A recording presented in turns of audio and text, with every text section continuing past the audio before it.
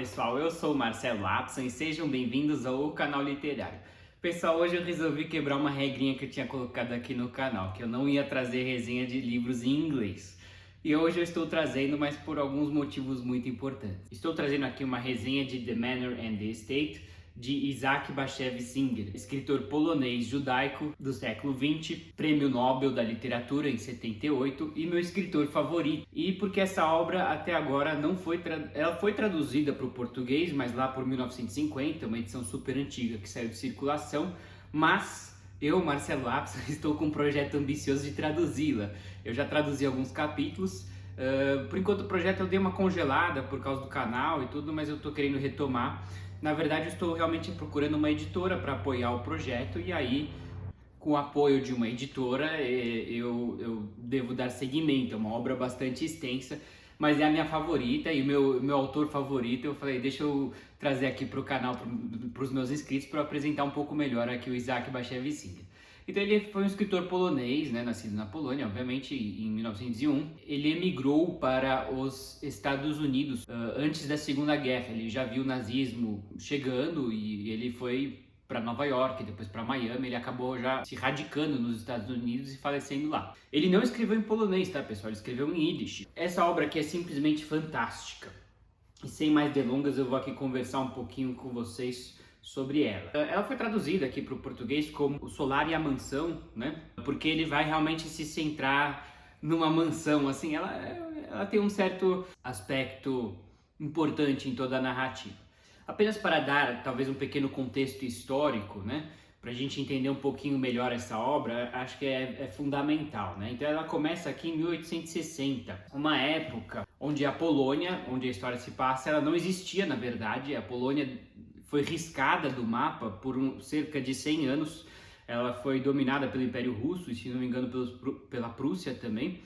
E só que, obviamente, que os poloneses não ficaram de braços cruzados e fizeram várias revoltas, as quais não tiveram sucesso. E muitos nobres poloneses foram enforcados no meio de tudo isso ou exilados para a Sibéria, como é o caso aqui que a gente vai ver logo no começo.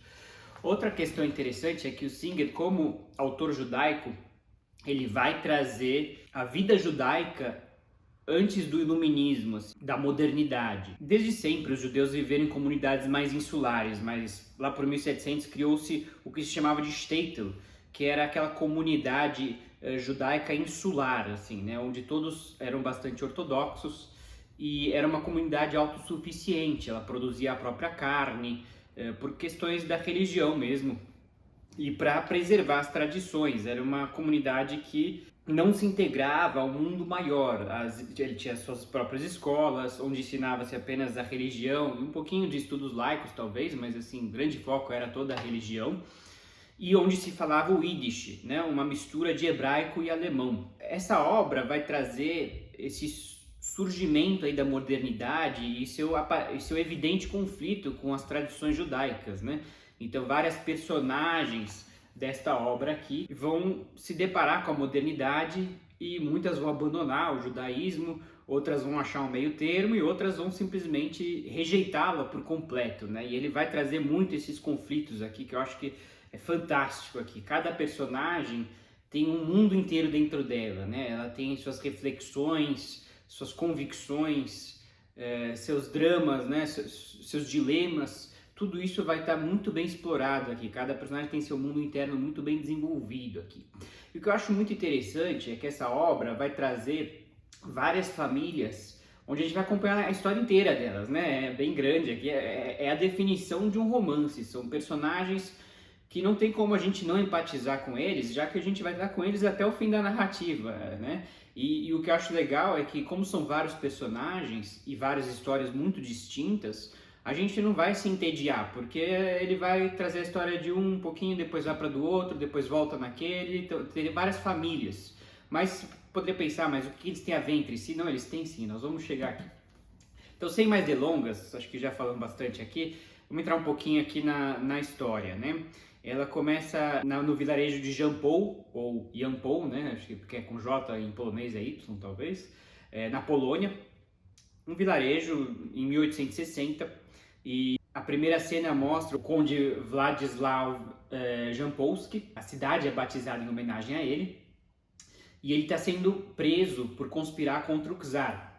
E mostra toda uma cena, né?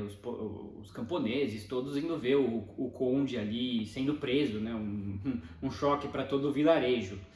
E aqui ele vai se centrar no Kalman Jacob, um judeu, evidentemente pelo nome, que é casado com uma esposa chamada Zelda e tem, se não me engano, 4 filhas. Eu já li faz um ano esse livro aqui. E um judeu simples, né? Ele é um comerciante. Nenhum judeu ali naquela época de State, eu imagino eu, era rico, assim, eles viviam na aldeia, em comunidade.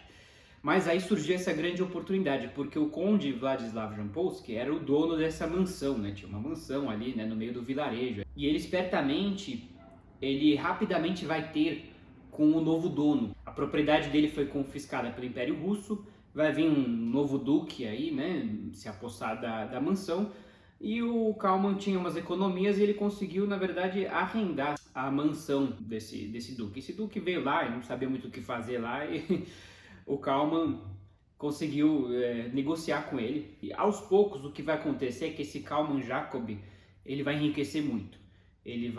Porque a mansão tem uma propriedade muito grande e ele vai começar a explorar o calcário de lá, ele vai começar realmente a fazer mais e mais negócios e ele vai enriquecendo.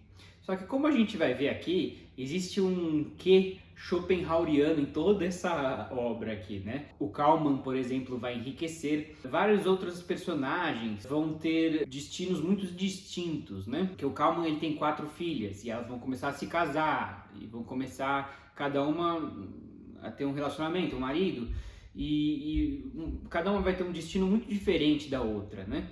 E a gente poderia pensar, bom, essa aqui vai ser feliz, esse aqui vai ser feliz, e na verdade ninguém é feliz. Assim, né? Nas novelas do Singer, as personagens sempre estão em constante mudança, buscando melhorar sua condição. O Kalman enriqueceu, achando que, bom, agora eu vou melhorar de vida, eu vou comprar novas roupas, eu vou reformar a casa, eu vou não sei o quê.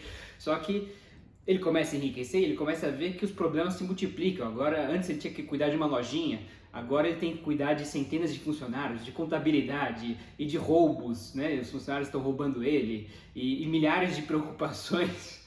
Então eu acho isso fantástico, assim, um certo realismo, um pouco pessimista aqui do Singer, mas não deixa de ser um realismo, onde procura talvez mostrar que a felicidade existe, mas é algo momentâneo, né? Assim, muitos filósofos falam disso, né? A felicidade como algo efêmero, assim, né? E que a vida de todo mundo tem sofrimentos, né? E, por exemplo, aqui certos personagens, em decorrência da modernidade, vão abandonar suas tradições pensando assim, bom, agora eu vou poder fazer o que eu quero, porque assim, o judaísmo impõe várias regras sobre a pessoa, sobre o que ele pode comer, o que ele não pode comer, o que ele pode fazer no sábado, enfim, e a pessoa, num primeiro momento, fala, ótimo, agora estou livre, mas aí ele cai num niilismo, porque bem ou mal, como diz o Nietzsche, a religião traz uma resposta para a pergunta sobre o que estamos fazendo aqui, qual é o nosso propósito, né? O próprio Nietzsche reconhece isso, apesar de ele criticar muito a religião, ele entende que ela é uma resposta que dá propósito, certo? Para a vida da pessoa, e sem ela, a pessoa tem a difícil tarefa de descobrir o seu próprio propósito. Todo o intuito do Nietzsche, né? No seu livro, assim falava Zaratustra, e enfim. E a gente vai ver isso em primeira mão nas personagens, que num primeiro momento estão super felizes ali de abandonar o judaísmo, mas num segundo momento falam, bom, e agora? E mais do que isso, ela vai achar que o mundo secular não tem nenhum problema, mas tem os mesmos problemas que tem no mundo religioso, tem no mundo secular e vice-versa. Então eu acho muito fascinante tudo isso. E ele vai trazer os dramas das pessoas mais religiosas aqui, quando confrontadas com a evolução, com, enfim, os descobrimentos da ciência da época, né? Vai mostrar muito, assim, né, Varsóvia, que, vamos dizer, em comparação com Jampol, era uma hipermegalópole, né? E estava em desenvolvimento. E mais do que isso, muitos judeus vão, inclusive, emigrar para os Estados Unidos, como foi o caso do Singer. Ele mesmo fez isso. Só que vai mostrar também, de novo, aquela coisa assim, né? As pessoas idealizavam a América, né? Ah, eu vou para lá e vou enriquecer, eu vou, o American Dream, etc. Só que em 1930, não sei, a pessoa que ia para lá, da Europa, não falava inglês. Provavelmente esses judeus aqui, muitos dos que vieram do Stater não fizeram uma faculdade, alguns até fizeram, mas chegavam lá e não falavam a língua local, então muitos foram trabalhar em fábricas, foram trabalhar em subempregos, E a vida não era nada fácil, as jornadas eram longas, exaustivas, os apartamentos decrépitos, e, enfim, as pessoas logo sentiam saudades da Europa, né? Pelo menos quem foi para lá, deve-se dizer, salvou-se do nazismo, sem dúvida alguma. Mas o que ele quer trazer aqui de novo é que as pessoas romantizam, né, os sonhos. Ah, eu vou para lá e tudo vai ficar bem, né? E vai encontrar vários novos problemas.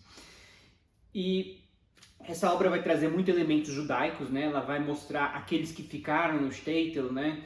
Também vai mostrar muitas tradições judaicas. E o próprio enredo em si, ele é bastante assim, ele é muito interessante, porque não é um tratado, de novo, né? Não é um tratado de história e geografia aqui, apesar de que a gente vai aprender muito sobre os judeus, a imigração deles da Europa para os Estados Unidos, mas tem traições, tem, enfim, assassinatos, tudo que você pode imaginar num grande romance tem aqui. Eu lembro que eu li esse livro já faz um tempo, mas eu, assim, simplesmente não parei de ler ele. Eu li, olha o tamanho desse calhamaço, eu li em 10 dias, algo do tipo. Eu fui lendo 60, 70 páginas por dia, porque esse livro é simplesmente sensacional. E está sendo para mim, eu parei um pouco agora, mas estava sendo uma experiência fantástica poder traduzir ele, né? E existem algumas obras do Singer traduzidas para o português, tá, pessoal? Mas são traduções um pouquinho antigas. Eu tenho uma obra que eu encontrei aqui, que meu pai me emprestou, chama acho que Xoxi ou Xoxa, que foi publicada em 2005. Aí eu até coloquei no Instagram, né? Eu falei dos contos, só que os contos até saíram de circulação. Vou ter que pedir, eventualmente eu vou entrar em contato com a Companhia das Letras, vamos ver se eles vão me escutar, mas se vocês puderem reimprimir, eu vou obviamente pedir para eles. Então esse é um autor aqui que tem alguma coisa aqui no Brasil, mas tem um outro detalhe importante. Por exemplo, essa obra vai trazer muitos aspectos culturais judaicos que eu acho fundamental ter notas de rodapé. Aqui nessa edição, mesmo em inglês, quase não tem notas de rodapé. E eu acho fundamental, assim, sabe? Para mim, eu que sou judeu e observante, é tudo muito natural para mim, né? Todos os rituais aqui descritos, mas imagino eu, até mesmo para o leitor judeu, mas não observante, ele pode ter dificuldades aqui de entender todas as referências aqui. Mas por isso mesmo que eu comecei uma tradução onde eu coloco todas as notas de rodapé. Eu só fiz os primeiros capítulos, né? Eu ainda vou buscar apoio das editoras. Eu confesso que eu nem fui muito atrás, porque eu entrou projetos aqui do canal e tudo. Mas essa é uma obra simplesmente fantástica. Quem puder ler em inglês, leia The Manor and the Estate. Eu vou deixar um link aqui da Amazon. Dá para comprar pela Amazon Brasil em inglês e chega na sua casa sem ter que fazer nenhum desembaraço nem nada. A única coisa é que é em inglês. Aí eu entendo que, obviamente, nem todo mundo tem um nível fluente de inglês para poder ler uma obra aqui, mas o Singer, ele tem um inglês bastante... a obra é escrita em Yiddish originalmente, mas ele sempre usou uma linguagem simples, e você vê isso no próprio inglês aqui, que não é um inglês complexo.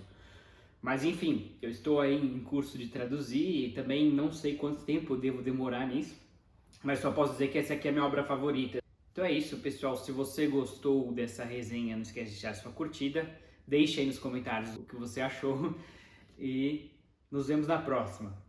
Um grande abraço.